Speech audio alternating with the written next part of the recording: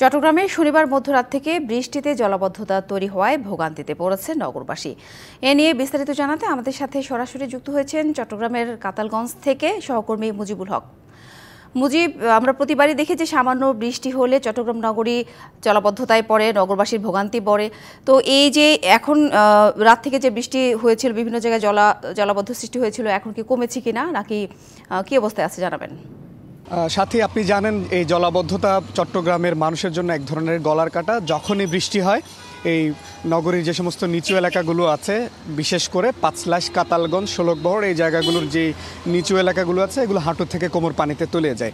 আমরা এখন কাতালগঞ্জে যে জায়গাটিতে আছি এখানে ঘণ্টাখানেক আগেও হাঁটু থেকে কোমর পর্যন্ত পানি ছিল। এখন বৃষ্টি থামার ফলে কিছুটা পানি কমেছে। তবে আমি একটু যেই জলাবদ্ধতার যে মূল কারণ অথবা জলাবদ্ধতা যে কারণে হয় সেই ব্যাপারগুলো একটু বলতে চাই। যেমন এই যে জায়গাটি আমরা দেখতে পাচ্ছি এটি নালা। এই নালাগুলো আসলে দীর্ঘদিন ধরে পরিষ্কার না করা এবং সিটি কর্পোরেশন বা যে সমস্ত দায়িত্বশীল সংস্থাগুলো আছে সেগুলো ঠিকঠাক পরিষ্কার না করার কারণে বৃষ্টি হলে যে পানিগুলো আসলে তৈরি হয় বা পানি জমে, সেগুলো ঠিক পানি প্রবাহ ঠিক না থাকার কারণে চট্টগ্রামে আসলে পানি বৃষ্টি হলে পরে এই ধরনের জলাবদ্ধতা তৈরি হয়।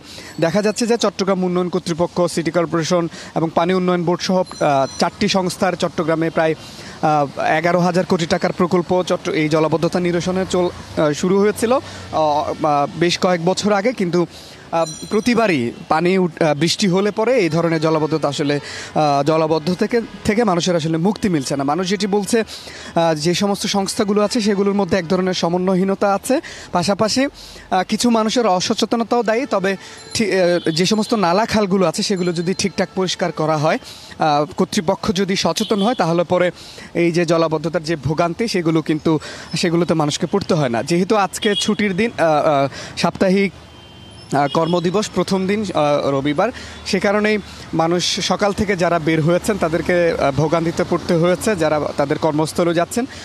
এই জায়গাটিতে যেহেতু ঘণ্টাখানেক আগেও হাঁটু পরিমাণ পানি ছিল, এই পথ মারিয়ে যারা গেছেন আশেপাশের এলাকা থেকে যারা তাদের কর্মস্থলে গেছেন তাদেরকে কিন্তু ভোগান্তিতে পড়তে হয়েছে। এখন পানি কিছুটা কমেছে, আমরা দেখতে পাচ্ছি সকাল থেকে যেহেতু পানি ছিল মানুষের সংখ্যাও কম ছিল, কিন্তু এখন যেহেতু পানি কমছে মানুষ ঘর থেকে বের হচ্ছেন তাদের কর্মস্থলে যাওয়ার জন্য।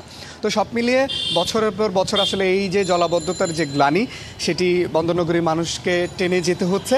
তবে কবে নাগাদ এটি থেকে আসলে স্থায়ী সমাধান মিলবে সে প্রশ্নের উত্তর আসলে কারো কাছে নেই। তবে নগরবাসীর আশা, সহসায় যে সমস্ত সংস্থাগুলো আছে তাদের একটা যৌথ উদ্যোগে এই ভোগান্তি থেকে মানুষকে তারা মুক্তি দেবেন, সেটি তারা আশা করছেন।